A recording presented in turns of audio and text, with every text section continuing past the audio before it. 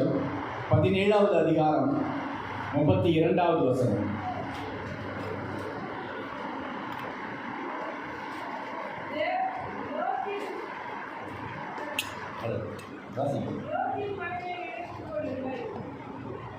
லோத்தின் மனைவியை நினைத்துக் கொள்ளுங்கள் என்று அப்போஸ்தலர் மூலமாக அல்ல, இயேசு கிறிஸ்து தன் வாயினாலே ஒரு காரியத்தை நமக்கு நினைவூட்டும்படியாக இந்த நாளிலே நம்மோடு இடைப்படுகிறார் என்று நான் விசுவாசிக்கிறேன்.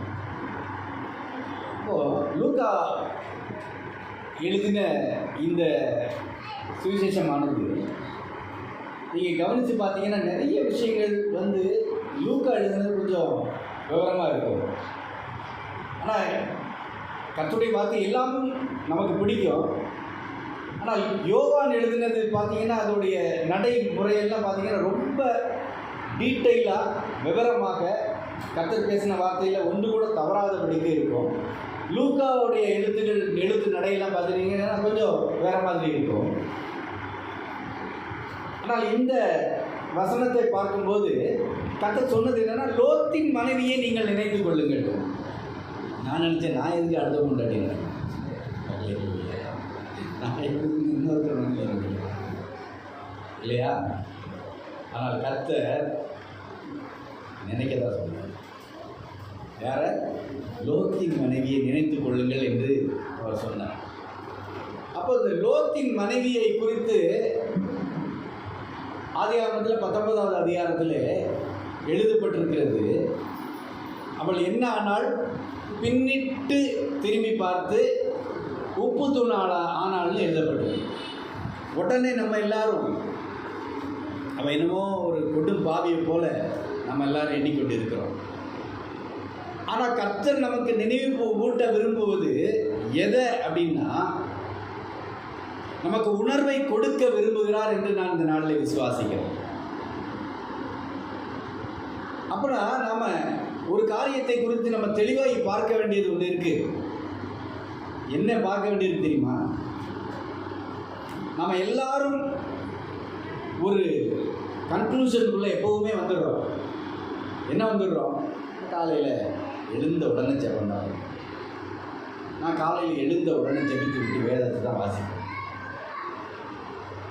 நான் சபைக்கு சரியான நேரத்தில் வருவேன். இது நான் சொல்கிறது ஒருத்தர் இல்லை, ஒவ்வொருத்தருடைய நிலைமையை நான் சொல்கிறேன். நான் மற்றவங்கள்ட்ட அன்பாக பேசுகிறேன். நான் சாட்சியாகி வாழ்வேன். இப்படி பல்வேறு விஷயங்களை நாம் நினைவில் கொண்டு நமக்கு நாமே ஒரு வேலையை போட்டு இதுதான் கர்த்தர், இதுதான் கர்த்தருடைய வழின்னு சொல்லி நாம் நினச்சிக்கிட்டு இருக்கோம். ஆனால் இந்த வசனத்தை தேவன் கர்த்தர் நமக்கு வெளிப்படுத்தின அந்த இடத்துல அவர் எதை குறித்து சொல்லும் போது இந்த லோத்தின் மனைவியை குறித்து நினைத்துக் கொள்ளுங்கள்னு சொன்னாருன்னா, பரிசேயர் கேட்குறாங்க அவர்கிட்ட தேவனுடைய ராஜ்யத்தை குறித்து அவர் விசாரிக்கிறாங்க. அது எப்போ வரும், தேவனுடைய ராஜ்யம் எப்பொழுது வரும் என்று பரிசேயர் அவரிடத்தில் கேட்ட பொழுது அவர் நிறைய வார்த்தைகளை குறித்து நிறைய வெளிப்பாடுகளை அவர் வெளிப்படுத்தினார். வெளிப்படுத்தும் போது அதையெல்லாம் சொல்லிட்டு என்ன சொன்னார்னா, லோத்தின் மனைவியை நினைத்துக் கொள்ளுங்கன்னு சொன்னார். அப்படின்னா என்ன? இதை குறித்து நம்ம விரிவாகி பார்க்கும்போது நோவாவுடைய காலத்தை குறித்து சொன்னார். நோவா பேழையை கட்டி பேழைக்குள்ளே போகிற வரைக்கும் ஜனங்கள் என்ன பண்ணாங்க? சாப்பிட்டாங்க, திராட்சை ரசத்தை குடித்தாங்க, சந்தோஷமாக இருந்தாங்க, டான்ஸ் ஆடினாங்க, பாட்டு பாடினாங்க. கல்யாணம் முடிஞ்சது, பெண் கொடுத்தார்கள், பெண் எடுத்தார்கள். எல்லாமும் எப்படியெல்லாம் நடந்து கொண்டு இருந்ததோ அப்படியே நடந்து கொண்டு. சோதோம் கொமோராவை கர்த்தர் அழிக்கிறதுக்கு முன்பாக என்ன நடந்து கொண்டிருந்தது? அந்த அக்னியும் கந்தகமும் வர்ஷிக்க வரைக்கும் என்ன நடந்துட்டு இருந்துச்சு? எல்லாமும் அப்படியே நடந்து கொண்டிருந்தது. எல்லாம் அந்த ஒரு வழக்கத்தின்படியே நடந்து கொண்டே வந்தது. வழக்கத்தின்படியே நடந்து கொண்டு வந்தபடியினால் தான் கர்த்தர் சொன்னார், லோத்தின் மனைவியை நினைத்துக் கொள்ளுங்கள். அப்போ லோத்தின் மனைவியை குறித்து நாம அறிந்து கொள்ள வேண்டியது அவசியமாக இருக்கிறது.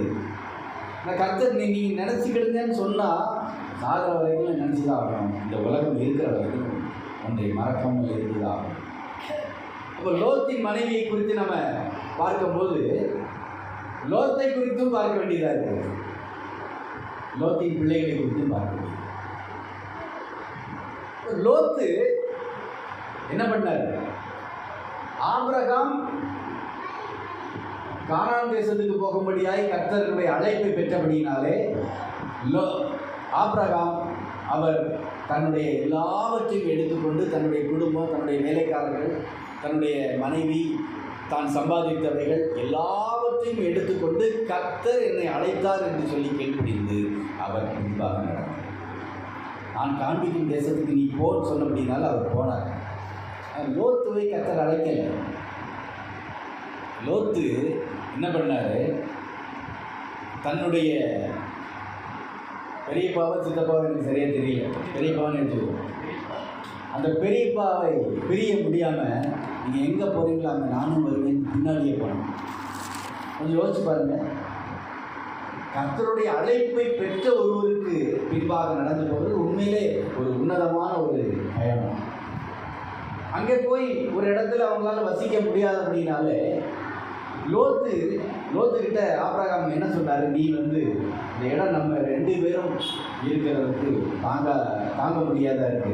எனவே நீ பார், உனக்கு எது பிடிச்சிருக்காங்க போ. நீ எந்த திசைக்கு போனாலும் அதுக்கு எதிர் திசைக்கு நான் போகிறேன். நீ கிழக்கே போனால் நான் மேற்க போகிறேன், நீ வடக்க போனால் நான் கேட்பேன் என்று சொன்னபடினால லோத்து என்ன சொன்னால், அந்த சோதாம் குமார பட்டணத்துக்கு பக்கத்தில் இருக்கிற அந்த சமபூமியை தெரிந்து கொண்டான் என்று வேதத்தில் சமபூமியை அவன் தெரிந்து கொண்டான். அப்போ சமபூமியை அவன் தெரிந்து கொண்டு எதனால் தெரிந்து கொண்டான்னா, அந்த இடம் யோர்தானுக்கு அடுத்த சமபூமியாக இருந்தது. அது செழிப்புள்ள இடமாக இருந்தது. அங்கே தண்ணீர் இருந்தது. அங்கே நல்ல ஒரு சூழ்நிலை காணப்பட்டது. எனவே அவன் யோர்தானுக்கு அடுத்த சமபூமியான சோதோமுக்கு அவன் கடந்து போனான். இப்போ சோதோமுக்கு அவன் கடந்து போனான். அவன் ஆபிரகாமுக்கு பின்னால் நடந்து வந்த போதும், அதை விட்டுட்டு அவர்களை விட்டுட்டு சோதோமுக்கு அவன் கடந்து போன போதும் ஒருத்தன் பின்னாடியே போனான். யாரது? லோத்தின் மனைவி பின்னாடி. என்னைக்காவது லோத்தின் மனைவி இவர் பின்னால் ஏங்க போறீங்க என்று கேட்டாங்களான்னு கேட்கவே இல்லை. லோத்து என்ன முடிவெடுத்தாலும் அந்த முடிவுக்கு கீழ்ப்படுகிற ஒரு நல்ல மனைவியார் லோத்தின் மனைவியை நம்மளால் பார்க்க முடியும். அப்போ ஏன் உப்பு சொன்னால் கீழ்ப்படிதல் என்பது கர்த்தருக்கு பிரியமான ஒரு காரியம். கர்த்தருடைய வசனம் சொல்லுகிறது, மனைவிகளே நீங்கள் உங்கள் சொந்த புருஷனுக்கு கீழ்ப்படியுங்கள். கீழ்ப்படிஞ்சாங்களா? ஆமாம், கீழ்ப்படிஞ்சாங்க. அது மாத்திரமல்ல, லோத்துக்கு வேலை என்ன? லோத்தோட வேலை என்ன? அவர் அந்த பட்டணத்தின் வாசலில் போய் உட்கார்ந்துக்கிட்டு என்ன பண்ணிட்டு இருக்கிறாரு? உட்கார்ந்துருக்கிறாரு. அங்கே கர்த்தருடைய தூதர்கள் வராங்க. இவர் உடனே அவங்ககிட்ட போய் என்ன பண்ணுறாரு? நீங்கள் என் வீட்டுக்கு வாங்கன்னு கூப்பிட்றாரு. மனைவி கிட்ட போய் கேட்டாரா, நான் 2 பேரை வீட்டுக்கு கூப்பிட்டு வரலாமா, சாப்பாடு ஏதாவது செய்ய முடியுமா? கூப்பிடாம வீட்டுக்கு போய் தான் பாருங்க. நீங்கள் சொல்லாமல் வீட்டுக்கு கூப்பிட்டு போய் பாருங்கள். எத்தனை பேர் அதுக்கு சம்மதிப்பாங்க? சொல்லாமல் கொள்ளாமல் 2 பேரை வீட்டுக்கு கூப்பிட்டு போய், அதுவும் எந்த நேரம்? இரவு நேரம், மாலைக்கு அப்புறம் இரவு நேரம் கூப்பிட்டு போய் சாப்பாடு கொடுத்துட முடியுமா? ஆனால் லோத்து எதையுமே யோசிக்காமல் 2 பேரை கூப்பிட்டு போகிறாருன்னா அவருடைய மனைவியினுடைய அந்த குணாதிசயத்தை நாம் யோசிக்க வேண்டியிருக்கிறது. எத்தனை பேரை கூப்பிட்டு போனாலும் அத்தனை பேரையும் என் கணவன் கூப்பிட்டு வந்துட்டா நான் அவங்கள உபச்சரித்து தான் ஆகணும்னு சொல்லி அவர்கள் உபசரிக்கிற ஒரு ஸ்திரீயா இல்லாமல் இருந்திருந்தால் லோத்தால் அவ்வளவு சுதந்திரமாக என்ன செய்ய முடியாது, கூட்டிகிட்டு போக முடியாது. இங்கே நாம் ஒரு விஷயத்தை தெரிந்து கொள்ள வேண்டியிருக்கு. ஒருவன் தன்னுடைய வாழ்க்கையில் பல பேருக்கு உதவி செய்கிறவனாகவும் கர்த்தருடைய அழைப்பை சரியாய் நிறைவேற்றுகிறவனாகவும் ஊழியத்தை கர்த்தர் எதிர்பார்க்கிற ஊழியத்தை செய்து முடிக்கிறவனாகவும் இருக்க வேண்டுமானால் அவனுடைய விலா எலும்பு எல்லாவற்றையும் ஒத்துக்கொள்ளுகிறதா இருக்கும். அந்த விலா எலும்பு ஒன்றையுமே ஒத்துக்கலைன்னா அவரால் பூரணமாய் ஒரு ஊழியத்தை செய்து முடிக்க முடியாது. அப்போ லோத்தின் மனைவி எல்லாவற்றிலும் லோத்துக்கு பக்கபலமாய் துணையாய் இருந்தபடினாலே அவனால் சுதந்திரமாய் ஒரு முடிவெடுக்க முடியல. மனைவி கிட்ட போய் அவன் அனுமதியும் கேட்கல, டிஸ்கஸ் பண்ணலை, எதுவுமே பண்ணலை. ஆனால் அவனால் ஒரு முடிவை சுதந்திரமாக எடுக்க முடிந்தது. ஆபிரகாமுக்கு பின்னாடி போகிறதா இருந்தாலும் சரிதான், ஆபிரகாமை விட்டு அவன் சோதோம் பட்டணத்தின் சமனான வெளிக்கு போகிறதா இருந்தாலும் சரிதான், வீட்டுக்கு யாரை கூப்பிட்டு வர்றதா இருந்தாலும் சரிதான், அதை விட மிக அதிகமாக அந்த பட்டணத்தால் அந்த வீட்டை வந்து சூழ்ந்து கொண்டு இந்த 2 பேரையும் வெளியே கொண்டு வான்னு சொன்னபோது அவன் சொன்னான், அவர்களுக்கு நீங்கள் அநியாயம் செய்ய வேண்டாம், என் புருஷனை அறியாத 2 பெண்கள் எனக்கு உண்டு, நான் அவர்களை கொண்டு வருகிறேன், நீங்கள் நினைத்தபடி செய்யுங்கள் என்று தைரியமாய் சொன்னான்னா எங்கிருந்து இந்த தைரியம் வந்தது? எங்கிருந்து இந்த தைரியம் வந்தது? அவருடைய மனைவி அவர் செய்கிற எல்லாவற்றிலும் நீதியை கண்டபடியாக. என் கணவன் எதை செய்தாலும் தவறாக செய்ய மாட்டான், அவன் முடிவெடுத்தால் தவறாக எடுக்க மாட்டான் என்ற நம்பிக்கை உடைய ஒரு மனைவியாய் அவள் இருந்தபடியினாலே, அவனுடைய முடிவுகளுக்கெல்லாம் அவள் கீழ்ப்படுகிறவளாக இருந்தபடியினாலே அவனால் தைரியமாய் வாழ முடியும். அது மாத்திரமல்ல, இந்த சோதோம் பட்டணத்தை கர்த்தர் எதற்காக அழிச்சார் நமக்கெல்லாம் தெரியும். அந்த பட்டணத்தின் பழக்க வழக்கங்கள் மிகப்பெரிய பாவங்கள் நிறைந்ததாய் காணப்பட்டது. தேவதூதர்களை அவர்கள் வெளியே கொண்டு வான்னு அழைக்கும்போது, நாங்கள் அவர்களை அறியும்படிக்கு வெளியே கொண்டு வான்னு சொல்லும்போது நீங்கள் நினச்சி பார்க்கணும், அது எவ்வளவு பெரிய ஒரு பாவம் பெருகி இருக்கிற ஒரு நகரம். இந்த சென்னை பட்டணத்தை நம்ம பார்த்துக்கோமே, சென்னை பட்டணத்தை பாருங்க, பாவம் இல்லையா? எவ்வளோ பாவம் இருக்குது. ரோட்டில் போங்க, பாவமாக நிற்கிது. எத்தனை பேர் எதை கவனிச்சிங்களா எனக்கு தெரியாது. ஆனால் முழுக்க பாவங்கள் சூழ்ந்து நிறைந்த ஒரு நகரமாக இருக்காங்க. அது லோ கிளாஸோ ஹை கிளாஸ். பப்பெல்லாம் பார்த்துருக்கீங்களா? நான் போவேன், வெளியிருந்து பார்த்துருக்கேன், உள்ளே தான் போக முடியும். இந்த உள்ளே தனியாக போக முடியாது, ஜோடியோடு தான் போகும். பெண்கள் தனியாக போக முடியும். பாவத்தை எங்கே வச்சுருக்காங்க பார்த்தீங்களா? பெண்கள் பப்புக்கு தனியாக போக முடியும், ஆண்கள் தனியாக போக முடியும். நான் ஒரு நாள் பார்த்துக்கிட்டே இருந்தேன், ஒரு பெண் வந்தார், தனியாக வந்தார், உள்ளே போனால் வெளியே வரும்போது ஒருவனோடு வந்தார். High class. என்ன கிளாஸு? High class. இங்கே லோ கிளாஸ். என்னது? கோயம்பேடு போகிற வழியில் இந்த பெட்ரோல் பங்கு தாண்டி பார்த்துட்டீங்களா? Low class. பாவம் என்பது ஹை கிளாஸ்லேயும் மட்டும்தான் இருக்குது, லோ கிளாஸில் இல்லைங்கிறது இல்லை. லோ கிளாஸில் தான் இருக்குது, ஹை கிளாஸில் இல்லைன்னு. எல்லா இடங்களும் பாவம் நிறைந்து காணப்படுகிறது. எங்கெல்லாம் நீங்கள் பார்க்குறீங்களோ அங்கெல்லாம் பாவமாக இருக்குது. வடபழனி போங்க, உடம்பாக்கம் போங்க, எல்லா இடமும் கண்களை திருப்பி பார்த்தீங்கன்னா பாவம். ஒயின் ஷாப், ஆலப்பாக்கம் மெயின் ரோட்டில் பார்த்தீங்கன்னா ஹோட்டல் எத்தனை இருக்கோ அதுக்கு ஈக்குவலாக ஒயின் ஷாப் இருக்குது. ஞாயிற்றுக்கிழமை நம்மளால் பைக்கில் போக முடியல, வண்டியில் போக முடியல, டிராஃபிக் ஜாம் ஆகுது. அவ்வளவு வாகனங்கள் சூழ்ந்து கொண்டு குடிக்கவும் வெறிக்கவும் மக்கள் திரைத்து கொண்டு. ஆனால் சென்னை பட்டணம் அழியலை, இன்னும் கர்த்தர் அழிக்கிறது. ஆனால் சோதோம் குமாராவை கர்த்தர் கவிழ்த்து போட்டார், அழித்து போட்டார் என்றால், நாம இப்போ பேசிக்கிட்டு இருக்கிறோமே இவ்வளவு பாவம் இங்கே நிறைந்திருக்குதுன்னு சொல்லி கர்த்தர் அழிக்கக்கூடிய அளவுக்கு அங்கே பாவம் இருந்தது என்றால் எவ்வளவு பெரிய பாவம் நிறைந்திருக்கும், எவ்வளவு பாவம் இருக்கும். அதனால கற்பனை செய்து பார்க்க முடியாத அளவில் பாவம் அங்கே காணப்படும். ஆனா அந்த பாவம் நிறைந்த அந்த நகரத்தில், பட்டணத்தில் 4 பேர்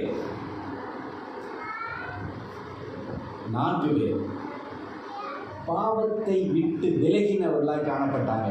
லோத்தின் மனைவி 2. அது மட்டுமா அவங்க 2 பேருக்கும் 2 பையங்களை நியமிச்சு வச்சிருந்தாங்க. கண்டிப்பாக லோத்து இப்படிப்பட்ட பாவம் உள்ள ஒரு குடும்பத்திலிருந்து தன்னுடைய குடும்பத்துக்கு தன்னுடைய பெண்ணை கொடுக்க அவர் விரும்பி இருக்கவே மாட்டார். நான் கர்த்தருக்குள்ளே நம்புகிறேன். ஒரு பாவம் நிறைந்த ஒரு குடும்பத்துக்குள்ளே என் பெண்ணை என் பொண்ணுகளை என்ன செய்யணும், கொடுக்கணும்னு அவர் நினச்சிருக்கவே மாட்டார்.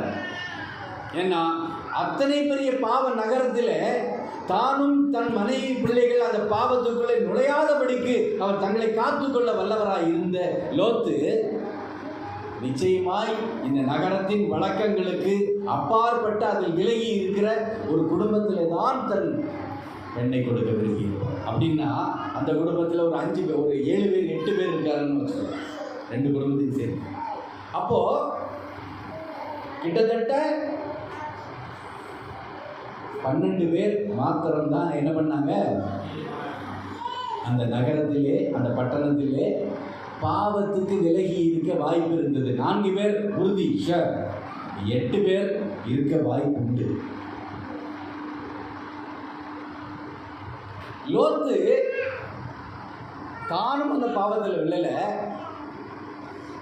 தன் மனைவியும் அந்த பாவத்தில் விழல, பிள்ளைகளும் அந்த பாவங்களில் விழல. அப்படின்னா அதுக்கு யார் காரணம்? வெறும் லோத்து மாத்திரம் காரணம் அல்ல. ஏன்னா லோத்து ஆட்டை ஓட்டிட்டு போயிடுவார். தன்னுடைய பிள்ளைகளை பாதுகாக்கிறது அந்த தாய்.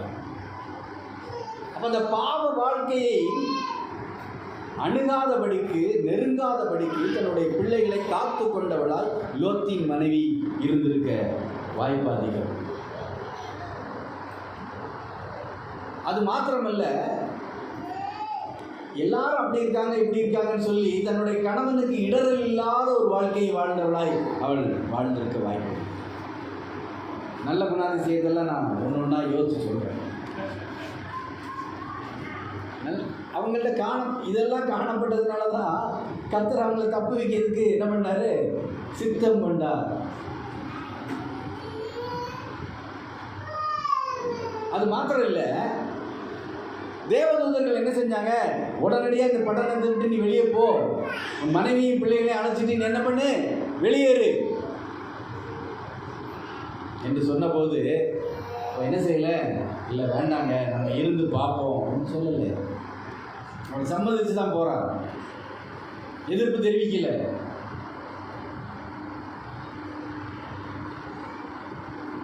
அப்போ ஏன் லோத்தின் மனைவியை மனதில் வைக்கணும்? அப்போ எதுக்கு லோத்தின் மனைவியை மனதில் வைக்க சொல்லி கர்த்தர் சொன்னார்? இவ்வளவு நல்ல குணம் இருந்தது, இவ்வளவு உத்தமமாய் அவள் தன் கணவனை பின்பற்றி போனால், எந்த இடத்துக்கு கூப்பிட்டாலும் போனால், நீங்கள் எல்லாவற்றையும் கீழ்ப்படியுங்கள் என்று எழுதப்பட்டிருக்கிறது புதிய ஏற்பாட்டில். அவள் புதிய ஏற்பாட்டில் என்ன ஒரு மனைவியின் குணாதிசயத்தில் என்ன எழுதப்பட்டிருந்ததோ அதை நிறைவேற்றினவளாய் இருந்தாள். ஆனால் உப்பு தூண் ஆகி போனாள். அப்போ உப்பு எப்படிப்பட்டது? கர்த்தர் சொன்னார், நீங்கள் உலகத்திற்கு உப்பாய் இருக்கிறீர்கள், நீங்கள் பூமிக்கு உப்பாய் இருக்கிறீர்கள். அதானா இல்லையா?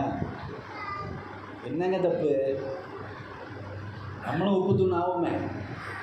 உப்பாக தானே இருக்க சொன்னார், கொஞ்சம் எக்ஸ்ட்ராவாக உப்பு தூணாக மாறி போவோமே, என்ன தப்பு இருக்குது? ஆனால் இயேசு சொன்னார், லோத்தின் மனைவியை நினைத்துக் கொள்ளுங்கள், நீங்கள் இதில் இடையே போகாதீர்கள்.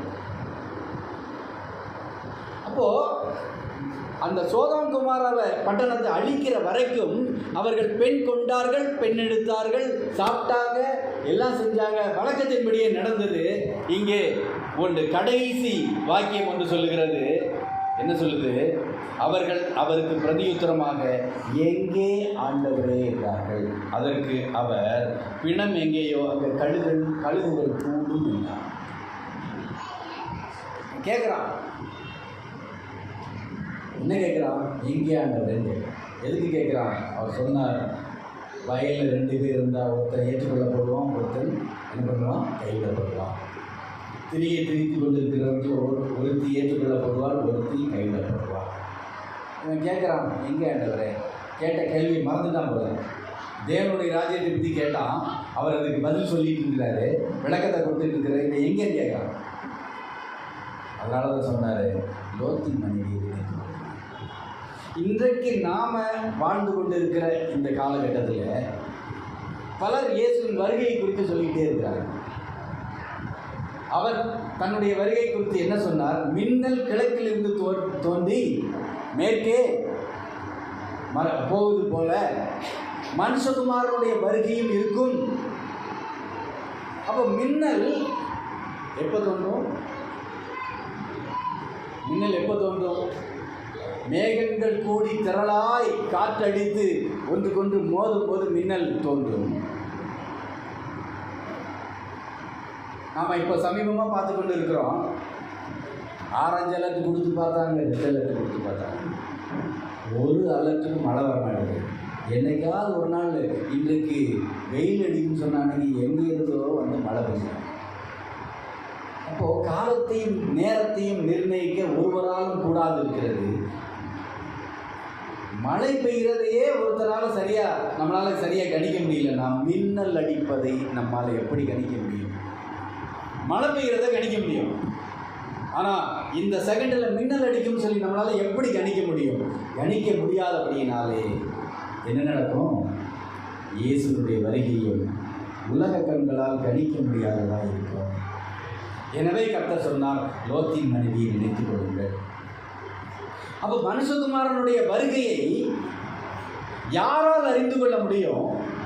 யாரால் அந்த கால நேரத்தை உணர்ந்து கொள்ள முடியும்னா, கர்த்தருடைய சத்தத்துக்கு செவி கொடுக்கிற, அவருடைய வசனங்களை வாசித்து தியானித்து அதிலே மூழ்கி இருக்கிற, தினந்தோறும் கர்த்தருடைய சமூகத்திலே காத்து கிடக்கிற, அவருடைய வருகையை எதிர்பார்த்து கொண்டிருக்கிற ஒரு தேவ மனுஷனாலும் தேவ மனுஷியாலும் மாத்திரம்தான் அவருடைய வருகையை குறித்து சரியாய் உணர்ந்து கொள்ள முடியும். அப்போ லோத்தின் மனைவியை நினைத்துக் கொள்ளுங்கள் என்று சொல்லி கர்த்தர் சொன்னார். எதை குறித்து அவர் சொல்லுகிறார்? நீங்கள் ஆயத்தமாக இருங்கள் என்று சொல்லி நமக்கு அவர் வெளிப்படுத்துகிறார். நீங்கள் என்னுடைய வருகைக்கு ஆயத்தம் உள்ளவர்களாய் காணப்பட்டால், கதவு பூட்டப்படுவதற்கு முன்பாக நீங்கள் உள்ளே சேர்க்கப்படுவீர்கள். உங்கள் விளக்கு அணைந்து போகாதபடிக்கு உங்களுக்கு எண்ணெய் எடுத்துக்கொள்ளுகிறவர்களாய், எண்ணெயை சேர்த்து வைத்துக் கொள்ளுகிறவர்களாய் நீங்கள் இருப்பீர்கள். இந்த உலகம் பலவாறாக சொல்லும். என்ன பண்ணும்? ஒரு நாளை குறித்து, இந்த நாளில் செத்து போயிட்டா சொர்க்கத்துக்கு போயிருக்கீங்க, இந்த நாளில் செத்து போயிட்டா சொர்க்கத்துக்கு போயிடும். நீ எப்படி வேணாலும் எவன் கூடிய வேணாலும் கேடு, எவன் திங்கிற சோதனான மண்ணெளி போடு, நீ அந்த நாளில் செத்து போயிட்டா சொர்க்கத்துக்கு. மனுஷனுடைய கண்களை, மனுஷனுடைய இருதயத்தை ஏமாற்றுகிற பல தந்திரங்கள் இந்த பூமியில் உண்டு. இன்றைக்கு விசுவாசிகள் மத்தியிலே நேரம் காலம் பேசப்படுது. என் நேரம் அப்படி சில விசுவாசிகள் பேசுகிறாங்க. நேரம் அப்படி. என்ன நேரம்? என்ன நேரம்? ராவுகாலம் எமகண்டம்னு பேசுகிற கிறிஸ்தவர்கள் பெருகி கொண்டிருக்கிறார். இன்னைக்கு உலக வழக்கத்தின் பின்னால போகிறதுக்கு அவர்கள் துணிகரம் கொண்டிருக்கிறார்கள். உலக வழக்கம். அவர்கள் அஞ்ஞானிகள் பேசுகிறது போல, அஞ்ஞானிகள் நம்புகிறது போல தாங்களும் நம்புகிறார்கள். அவர்கள் தாங்களும் நம்புகிறார்கள். தங்களுடைய வீட்டில் ஒருவர் இறந்து போயிட்டா அவர்கள் நமக்காக அங்கே போய் பேசுவாங்கன்னு இவங்க நினைக்கிறாங்க. நிறைய பேர் ஃபோட்டோவை வச்சு வணங்குகிற ஒரு வழக்கத்தை கொண்டு வருகிறார்கள். இது கிறிஸ்தவ வீடுகளிலே, ஆவிக்குரியவர்கள் வீடுகளிலே புகுந்து கொண்டிருக்கிறது. எங்கிருந்து வருது இதெல்லாம்? எங்கிருந்து வருது இதெல்லாம்?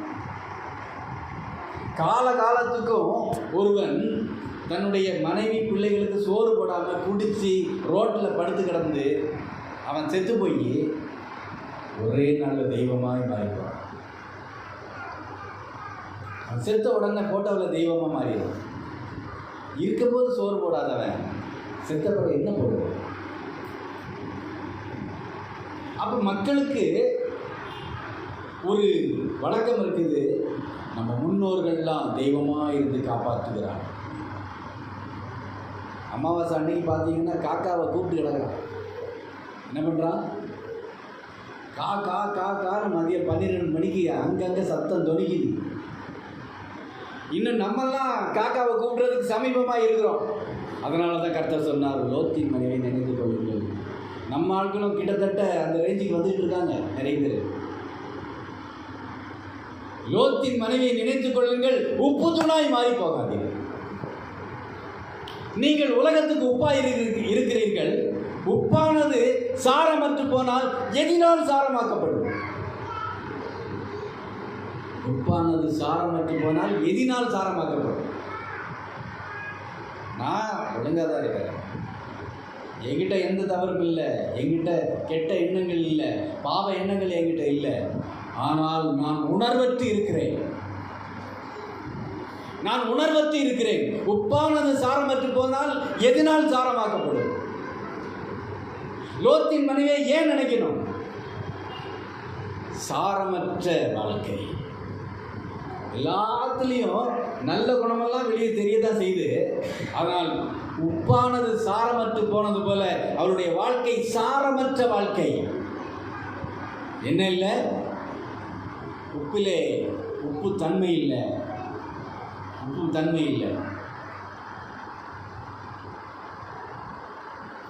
உப்பானது உப்பு தன்மையை இழந்தால் என்ன ஆகும்? கர்த்தர் சொன்னால், கீழே கொட்டப்படவும் மனுஷர் மிதிக்கவும் தான் அது பயன்படும். உப்பு தன்மையோடு இருந்தால் மனுஷனால் மிதிக்க முடியாது. காலெல்லாம் என்ன ஆகும்? படபடன்னு பிசுன்னு இருக்கும். அதை யாரும் என்ன பண்ண மாட்டாங்க, வேஸ்ட் பண்ண மாட்டாங்க.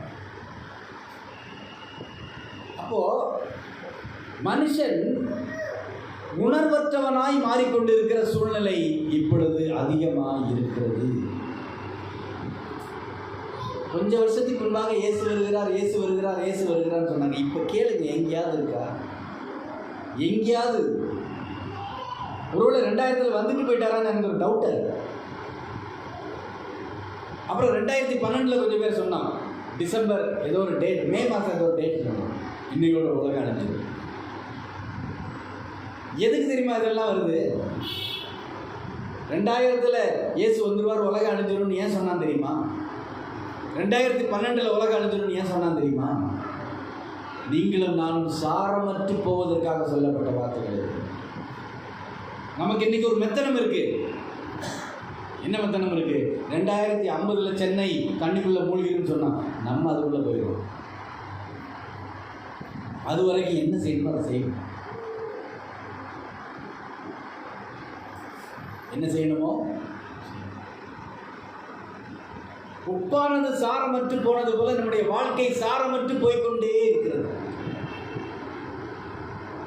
சாரமற்ற வாழ்க்கை நம்மை உப்பாக, கீழே விதிக்கப்படுகிற உப்பாக மாத்திரமல்ல, உப்பு தூணாகவும் மாற்றி போடும்.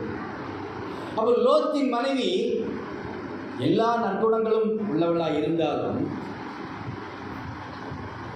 கண்கள் கண்ட காட்சியின்படியே வாழ பழகி கொண்டவளாக இருந்தாள். அவள் பெருசாக ஒன்றும் தப்பு பண்ணிடல. நல்ல செயல்கள் எத்தனையோ இருந்தது. ஆனால் கர்த்தர் சொன்னார், அவளை நினச்சிருந்த கடைசி நேரத்தில் திரும்பி பார்த்தா அவள் அழிந்து போனாள். இதுக்கு சோதம் பட்டணத்தில் இருந்து அழைத்து போயிருக்கல இல்லையா? என்ன பெரிய வித்தியாசம்? ரெண்டுக்கு என்ன பெரிய வித்தியாசம்? கர்த்தர் கூட்டு வந்ததுக்கு என்ன அர்த்தம்? அப்போ லோத்தின் மனைவியை நினைத்துக் கொள்ளுங்கள்னா, நீங்கள் அழைப்பிலே என்னவாய் இருக்கிறீர்கள்? கர்த்தர் அழைத்த அழைப்பிலே நீங்கள் என்னவாய் தொடர்ந்து கொண்டிருக்கிறீர்கள்? உங்களை எப்படி அழைச்சார் கர்த்தர்? உங்களை எப்படி அழைத்தார்? என்னை கர்த்தர் அழைத்த அழைப்பிலே நான் இருக்கிறேனா?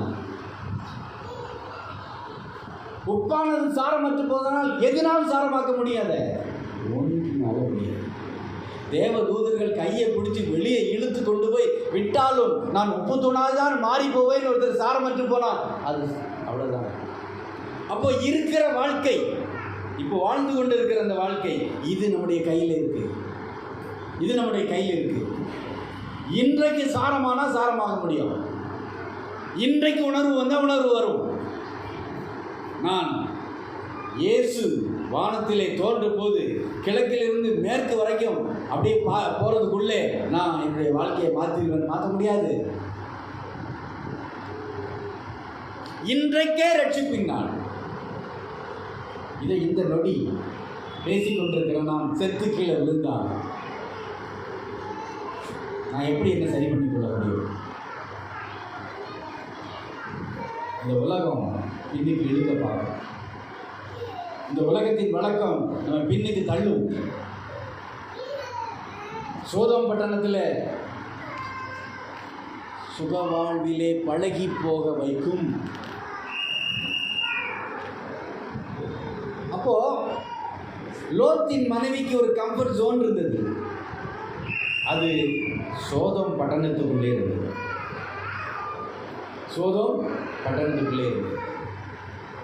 இத்தனை நற்குணங்களும் பொருந்திய இந்த லோத்தின் மனைவி தன் புருஷன்கிட்ட ஒரு நாள் கூட சொல்லலை, இந்த பட்டணம் ரொம்ப கேடுகட்ட பட்டணமாக இருக்குது, எனவே நாம் இதை விட்டு வெளியே போகலாமா ஒரு நாள் கூட கேட்கல. நான் என்னுடைய குடும்பம் நாங்கள் பாதுகாப்பாக என்ன பண்ணுறோம்? இந்த பாவங்களுக்கு உடன்படாமல் இருக்கிறோம். நினிவே பட்டணத்தை அழிப்பதற்கு தேவன் சித்தப்பட்டார்னா அங்கேயும் இதே பாவங்கள் இருந்திருக்க வாய்ப்பு. ஆனால் தேவன் நினிவே பட்டணத்துக்கு ஒரு வாய்ப்பை கொடுத்தார். எனக்கு உண்மையாக பொய்ய தெரியல, நான் நினைக்கிறேன் சோதோமுக்கு லோத்தையும் லோத்தின் மனைவியும் அனுப்புனதில் கர்த்தர் ஒரு திட்டம் வைத்திருந்திருக்கலாம். ஆனால் அவர்கள் அதை ஒரு நாளும் செயல்படுத்தலை. ஒரு நாளும் அந்த திட்டத்தை அவர்கள் பெருசாக எண்ணலை. அவர்கள் தங்களை காத்துக்கொண்டார்கள். அப்போது நான் பரிசுத்தமாக இருப்பேன், பக்கத்து வீட்டுக்காரன் நாசமாக போனால் எனக்கு கவலை இல்லை, நான் ஒழுங்காக இருப்பேன். அதுக்கு தான் கர்த்தர் சொன்னார், லோத்தின் மனைவியை நினைத்து கொள். நீயும் பிள்ளைகளும் நல்லா இருந்தால் பத்தாது. நீ யாருக்காக ஜெபம் பண்ணுற? யாருக்காக உன்னை ஊக்குகிற? இந்த தேசத்துக்காக ஜெபம் பண்ணுறியா? சபைக்காக ஜெபம் பண்ணுறியா? உனக்கு அறிமுகமானவர்களுக்காக ஜெபம் பண்ணுறியா? நான் என்ன சொல்கிறேன்னா, சில பேருக்கு சுவிசேஷத்தை சொல்லவே முடியாது, ஆனால் கர்த்தரிடத்தில் சொல்ல முடியும். ஆண்டவரே இவர்களை எல்லாம் நீங்கள் வச்சுக்கணும். நம்மகிட்ட சொன்னோன்னா நம்ம சர்ச்சைக்கு வந்துட்டோமா? சொன்னோன்னா வந்துதான் ஒருத்தர் வந்து நீ சர்ச்சைக்கு வாங்குங்க, இயேசு தான் தெய்வம்னு சொன்னோன்னே வந்துட்டோமா? எத்தனை வருஷம் அடங்காத கழுதையை போல தெரிஞ்சது, காட்டு கழுதையை போல எத்தனை வருஷம் தெரிஞ்சோம். ஆனால் இன்றைக்கு கர்த்தர் நம்ம எங்கே கொண்டு வச்சிருக்க? யான் பெற்ற இன்பம் பெருகை வையகம்னு உலகத்தான் சொல்கிறானே, நம்மளாம் என்ன யோசிச்சுட்டு இருக்கோம்? நான் சர்ச்சைக்கு போகிறேன், சீக்கிரமோ லேட்டாகவோ, வார்த்தையை கேட்குறனோ, தூங்குறனோ, ஆராதிக்கிறனோ, இல்லை ஆராதனை நேரத்துலையும் தூங்குறனோ, எனக்கு அதுதான் புரியவே இல்லை. நமக்கெல்லாம் அந்த ஃபேன் சவுண்டு இல்லைன்னா தூக்கம் வராது தெரியுமா? ஃபேனில் காற்று கூட பெரிய நமக்கு பிரச்சனை இல்லை, இப்போ கொஞ்சம் நல்லா கூலாக தான் இருக்குது. ஆனாலும் நம்ம ஃபேன் போடுறோம், ஏன் தெரியுமா? அந்த சவுண்டு தான் நமக்கு தூக்கம் வரும். அதே மாதிரி ஆராதனை நடத்தினா தான் தூக்கமே வருது நமக்குலாம். அந்த ட்ரம் சவுண்டு, கீபோர்டு சவுண்டு, பாடுறவங்க சத்தம்லாம் கேட்டால் தான் இன்பமயமான தூக்கம். கம்ஃபர்ட் ஜோன் எங்கே இருக்கு? கம்ஃபர்ட் ஜோன்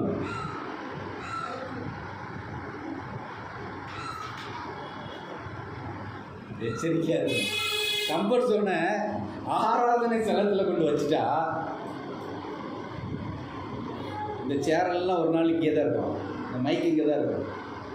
ஆன் பண்ணி இருந்தாலும் ஆச்சரியப்படுறதுக்கு இல்லை, ஆஃப் பண்ணி இருந்தாலும் ஆச்சரியப்படுறதுக்கு இல்லை.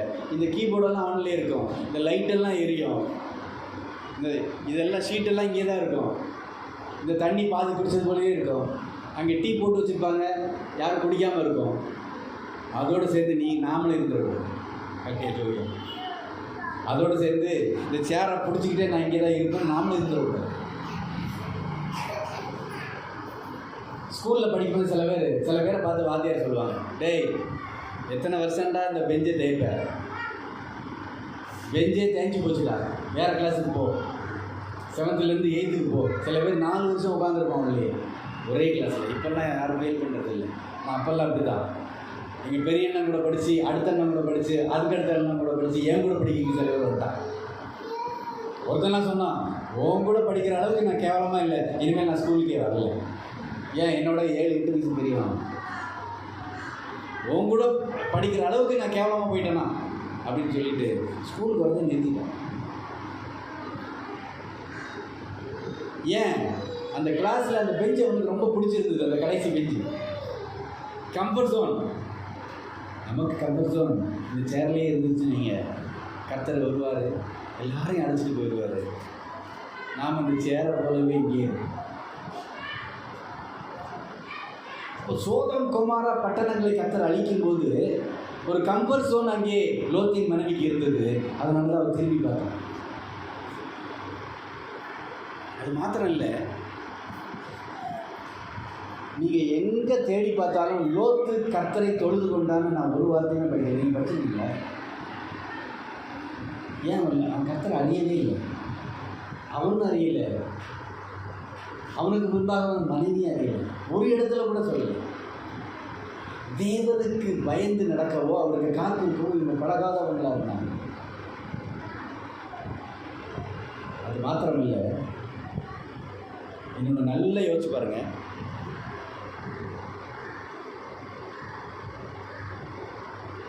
கல்யாணம் வீட்டுக்கு போகணும், ஃபங்க்ஷன் 6 மணிக்கு, சத்தியமாக நம்மளாம் 8:30-9 மணிக்கு தான் போவோம் இல்லையா? ஒரு ஃபங்க்ஷன் 6 மணிக்கு ஆரம்பிக்குதுன்னா நம்ம 8:30-9 மணிக்கு தான் போவோம். நாங்கள்லாம் ஷர்ட்டை போட்டுட்டு பேண்ட்டை போட்டுட்டு அங்கேயே உட்காந்து ஃபோன் எடுத்து பார்த்து தூக்கமாக வரும். கிளம்பவே மாட்டாங்க. ஏன் கிளம்ப மாட்டாங்க? நீ 8:30 மணி 9 மணிக்கு போகிறதுக்கு காரணம் சில பேர் இருக்காங்க நம்ம வீடுகளில்.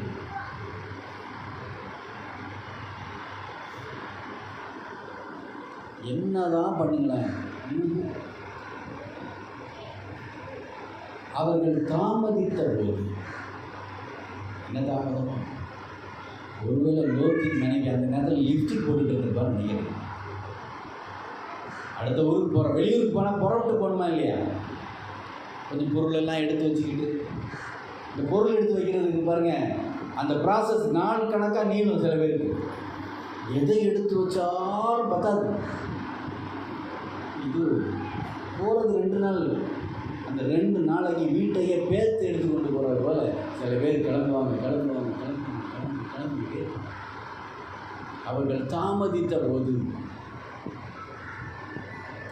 அவங்க என்ன சொன்னாங்க? உடனடியாக கிளம்பு, ஓடு, பட்டணத்தை நாங்கள் அழிக்கப்படும். இவர்கள் தாமதித்தார்கள். லோத்தாவது ஒரு காரியம் பண்ணார், சம்மந்தம் பண்ணுற வீட்டுக்கு போனார், அவங்களையும் சேர்த்து கூப்பிட்டு போயிடலாங்க. இந்த அம்மா என்ன பண்ணாங்க? அங்கே தானே இருந்தாங்க, இவங்க கிளம்பவே இல்லை. அப்படின்னா கர்த்தர் துரிதப்படுத்தினா துரிதமாய் செய்யறதுக்கு தெரியும், பழகணும். அது ஒரு நாள்லாம் வராது. இருதயம் என் தேவன் சொல்லிட்டாரு, அவர் போக சொல்லிட்டாரு, எது எனக்கு இருந்தாலும் இல்லாட்ட நான் போகிறேன். ஆயத்தம் பண்ணு அப்படின்னு சொல்லவே இல்லை. ஒரு இடத்துல கூட போகிறதுக்கு ஆயத்தமாகவும் சொல்லவே இல்லை. போன்னு சொன்னார். அப்படித்தானே சொன்னார், கிளம்புங்க, போங்க, ஓடு ஓடு. கடைசி வரைக்கும் போகவே இல்லை. என்ன தாமதம்? இன்னைக்கு காலையில் எத்தனை பேர்கிட்ட கர்த்தர் சீக்கிரம் சர்ச்சைக்கு போக சொன்னார்? எனக்கு தெரிஞ்சு யாருக்குமே சொல்லு, என்கிட்ட கூட சொல்லு. ஏன் நான் பாஸ்டர்கிட்ட சொல்லலாம்னு இருக்கேன். சர்ச்சை 9:25 ஏன்னா 9:25 தான் சர்ச்சை 9:25 ஆரம்பிச்சிருக்கேன். 9:25 இன்னைக்கு. நாளைக்கு ஒரு வேளை அடுத்த வாரம் இன்னும் 10 நிமிஷம் லேட்டாக வந்தால் ஒரு 10 நிமிஷம் லேட்டாக ஆகணும். ஏன்னா சர்ச்சு நம்ம வச்சுருக்கோம். நம்ம அவசியம் நம்மளோட திறமைக்கும் நம்மளோட அவசரத்துக்கும் தானே சர்ச்சை இருக்குது. கிளம்ப முடியல, நம்மளால் கிளம்ப முடியலன்னா நம்ம ஒரு தூணாக தான் மாறி போகணும். சபைக்கு தூணாக மாறணுமா, உப்பு தூணாக மாறி வீட்டிலே உட்காந்துருக்கணுமான்னு நான் தான் முடிவு. என்னோட முடிவை நீங்கள் எடுக்க முடியாது, உங்களோட முடிவை நான் எடுக்க முடியாது. லோத்தின் மனைவியை நினைத்து கொள்ளுங்கள்னா விளையாட்டுக்கு சொல்லலை. நம்மளெல்லாம் எதை கொண்டு அடித்தாலும் நம்ம திருந்த மாட்டோம். எதை கொண்டு அடித்தாலும் திருந்த மாட்டோம். நான் என்னையும் சேர்த்து தான் சொல்கிறேன். நான் 9 மணிக்கு நான் வந்து சர்ச்சை ஆரம்பிக்கும் போது நான் வந்திருந்தேன்னா நான் உத்தமன். நானே வரலையே, அப்புறம் நான் எப்படி உங்களை சொல்ல முடியும்? எனவே என்னையும் சேர்த்து ஆவியானவர் திட்டி கொண்டு இருக்கிறாங்க அப்படின்னு நான் நினைக்கிறேன். நான் என்ன சொல்கிறேன், 9 மணிக்கு வந்தவன்லாம் உத்தமனா அப்படின்னு நீங்கள் கேட்டிங்கன்னா இல்லை. 9 மணிக்கு கரெக்டாக வந்தவன்லாம் போயிடுவானா அப்படின்னு கேட்டால் இல்லை. 9 மணிக்கு கரெக்டாக வந்து உட்காந்துட்டு என் சகோதரன் மேலே நான் வெறுப்பு கொண்டவனாக இருந்தா, என் சகோதரன் மேலே நான் பகை கொண்டவனாக இருந்தா நானும் போக முடியாது. நான் ஒப்புத்தோனாங்கே தான் உட்காந்துருக்கேன். அப்போது தேவனிடத்தில் நாங்களும் நம்ம கேட்க வேண்டியது என்ன? என்னை உணர்வுள்ளவனாக்கும், என்னை உணர்வுள்ளவனாக்கும். அப்போ நான் உணர்வாக இருப்பேன். அப்போ நீங்கள் என்னெல்லாம் நினைக்கிறீங்களோ அதை நான் செய்வேன். இந்த சித்தத்தின்படி என்னை நடத்தும் தினந்தோறும் ஜெபம் பண்ணுறமே, தினந்தோறும் நான் ஜெபம் பண்ணுறேன், சித்தத்தின்படி நடத்துங்கப்பா. ஆனால் வாய் தானே சொல்லுது, என் வாய் தான் சொல்லுது. என் இருதயம் இப்படி சித்தத்தின்படி நடக்கணும்னு வெறி கொண்டு இருக்கா? மான்கள் நீரோடையை வாஞ்சித்து கதறுவது போல தேவனே என் ஆத்துமாவை நோக்கி கதறுகிறது. கதறுதா? கதறலையே. சித்தத்தின்படி செய்யப்பா, நான் தினந்தோறும் கேட்குறேன், உண்மையாகவே கேட்குறேன், பொய் சொல்லலை. சித்தம் நிறைவேறட்டும். எப்படி நிறைவேறும்? 9:25 வந்தால் எப்படி நிறைவேறும்? சித்தம் நிறைவேறிடுமா? அப்போ 9:25 என்னை கொண்டு வந்து நிறுத்துறது தான் கர்த்தருடைய சித்தமோ? நான் பெரிய ஆள், நான் ஆராதனை நடத்துவேன், நான் செய்தி கொடுப்பேன், பாட்டு பாடுவேன், நான் பெரிய ஆள். என்னை 9:25 கொண்டு வந்து நிறுத்துறது தான் கர்த்தருடைய சித்தம். அப்படியா? என்ன நினச்சா எனக்கே வைக்க மாட்டேன். இது செய்தி அல்ல, கலந்துரையாடல். நம்ம ஒருத்தருக்கு ஒருத்தர் நீங்கள் கேட்டுட்ருக்கீங்க, பேசலை, அவ்வளோதான். ஆனால் உங்கள் இருதயம் பேசுகிறது எனக்கு கேட்குது. உங்கள் இருதயம் பேசுகிறது எனக்கு கேட்குது. நான் ஏன் இப்படி இருக்கிறேன்? நான் ஏன் இப்படி முத்திரமாக இருக்கிறேன்? நான் ஏன் இப்படி உணர்வு இல்லாதவனாக இருக்கிறேன்? நான் உணர்வுள்ளவனாக மாறணும். அப்போ தான் தெய்வ சித்தத்தை நான் நிறைவேற்ற முடியும். நான் உணர்வுள்ளவனாக மாறணும். என்னுடைய சரீர முயற்சி அற்பமானது. நான் என்னதான் காலையில் 5 மணிக்கே எழுந்திரிச்சு ஜெபம் பண்ணி கிளம்பினாலும் முடியாது. எனக்கு உணர்வு இல்லைன்னா முடியும். அப்போது லோத்தின் மனைவியை நினைத்து கொள்ளுங்கள்னா கர்த்தர் சொல்லுகிறார், நீ உணர்வுள்ளவன் ஆகு, நான் சொன்ன செய். ஏன்னு கேட்காத, தாமதிக்காத, எங்கேயும் நில்லாத, திரும்பி பார்க்காத. நான் என்ன பண்ணுறேன், அவர் என்னெல்லாம் செய்யாதான்னு சொன்னாரோ அதுதான் செய்கிறேன். அவர் செய்யன்னு சொன்னதை ரொம்ப மெத்தனமாக செய்கிறேன். போன்னு சொன்னால் நான் போகல, அப்படியே உட்காந்து. கடைசியில் இவ்வளவு தூரத்துக்கு ஒரு நல்ல வாழ்க்கையை வாழ்ந்து பரிசுத்தமாய் தங்களை காத்துக்கொண்டு சுத்தமானாய் காத்துக்கொண்டு தன்னுடைய குடும்பத்தை காப்பாற்றி வர்றவங்களுக்கெல்லாம் உபசரித்து எல்லாருக்கும் இன்முகம் காட்டி எல்லாருக்கும் இறங்கி கடைசியில் உப்பு தூணாக மாறி போவதுக்கு ஏன்? நான் அந்த பாவத்திலே இருந்திருக்கலாங்க இல்லையா? நான் அந்த பாவத்திலே இருந்திருக்கலாம். நான் சர்ச்சுக்கு வந்து என்ன பிரயோஜனம்?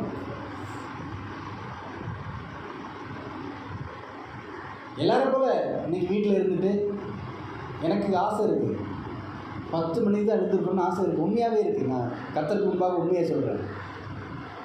ஒரு நாளாவது 10 மணிக்கு தான் எழுந்திருக்கணும். அந்த படுக்கையிலே இப்படி சுற்றி சுற்றி வரணும், அந்த போர்வையை சுருட்டிக்கிட்டே. எனக்கு அந்த ஆசை இருக்குது. ஏன்னா கிட்டத்தட்ட 22-23 வயசு வரைக்கும் அப்படி இருந்தது. திரும்பவும் இருக்கணும்னு ஆசை இருக்குது. ஆனால் ஒரு நாள் என்னால் முடியலை. நமக்கு இந்த சண்டே ஒரு நாள் தான் லீவு. அந்த நாளும் எழுந்திரிச்சு வழக்கத்தின் போலவே நாம் எழுந்திரிச்சு கிளம்பி வர வேண்டியதாக இருக்குது.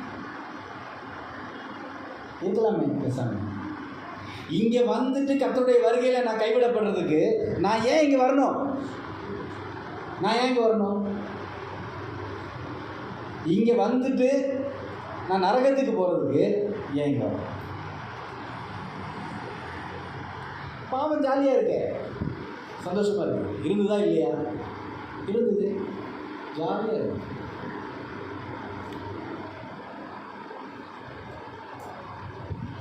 அப்போது இங்கே வந்தால் இங்கே ஒரு பர்பஸ் இருக்குது. நான் கிறிஸ்தவனானால் ஒரு பர்பஸ் இருக்குது.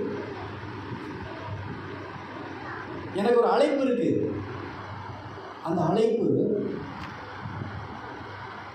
உண்மை உள்ளவர்களிடத்திலிருந்து வந்திருக்கிறது. அந்த அழைப்பு தன்னை கட்டுப்படுத்தி கொண்டவர்கிட்ட வந்தது. அந்த அழைப்பு தேவ சித்தத்தை நிறைவேற்றினவர்களிடத்திலிருந்து வந்தது. அந்த அழைப்பு தன் சுயத்தை விட்டு கொடுத்தது. ஆகிலும் தேவனை என்னுடைய சித்தத்தின்படி அல்ல, உன்னுடைய சித்தத்தின்படி. நாம் என்ன ஜெபம் பண்ணுறோம்? எனக்கு இது வேணும், அது வேணும், உன்னுடைய சித்தம் நிறைவேறணும். எனக்கு இது வேணும், அது வேணும் கேட்டது சித்தம் எங்கேருந்து நிறைவேறும்? என்னுடைய விருப்பம் தான் நிறைவேறும். அப்போது தேவன் எனக்கு ஒரு அழைப்பை கொடுத்திருப்பார் என்றால் அந்த அழைப்பு உண்மையுள்ளது என்று நான் நம்பினா அந்த அழைப்புக்குள்ளே நான் இருக்கணுமே, அந்த அழைப்புக்குள்ளே நான் நிலைத்திருக்கணுமே. அதற்கு அந்த அழைப்பின் பர்பஸை நான் பிடித்து கொள்ளணுமே. அப்போ நான் உணர்வுள்ளவன் ஆகணுமே. என்னுடைய அழைப்பை நான் காலின் கீழே போட்டு மிதிச்சுட்டு தேவ சித்தத்தை நிறைவேற்றும் நான் எங்கிருந்து நிறைவேறும்? தேவ சித்தம் 4 பேர் தப்பிக்கணும். ஆனால் ஒருத்தன் தப்பிக்கலையே. அழைப்பு இருந்தது, நோக்கம் இருந்தது, பர்பஸ் இருந்தது. உணர்வுள்ள இருதயம் தான் இல்லை. உணர்வுள்ள இருதயம் தான் இல்லை. எனவே தேவனிடத்தில் நாம் கேட்கறது நேரம் ஆயிடுச்சு. தேவனிடத்தில் நாம் கேட்கறது ஒன்றே ஒன்று தான். சிலருக்கு சுகவாழ்வை கட்டளையிட்டால் அவர்கள் அதின் மேல் கண்ணாயிருக்கிறார். சுகபோகமாய் வாழ்கிறவர் உயிரோடே செத்தவர். அப்போது எனக்கு இன்றைக்கி ஒரு கம்ஃபர்ட் ஜோன் இருக்குது, அதை விட்டு நான் வெளியே வரணும். அது வெளியே வரணும்னா அது என்னை அழிக்கும் என்கிற உணர்வு எனக்குள்ளே வரணும். எனவே நாம் எல்லாரும் கண்களை மூடி தேவனிடத்தில் கேட்போம், தேவனே என்னை உணர்வுள்ளவன். ஹல்லேலூயா, ஹல்லேலூயா, ஹல்லேலூயா, ஹல்லேலூயா, ஹல்லேலூயா. சுத்த இருதயம் சிருஷ்டியுமே, நிலையான ஆவிதனை என் உள்ளத்தில் புதிதாக்குமே.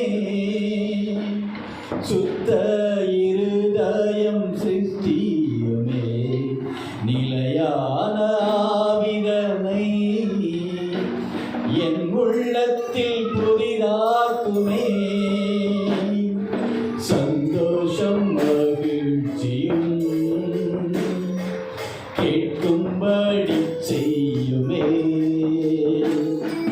சந்தோஷம் மகிழ்ச்சியும்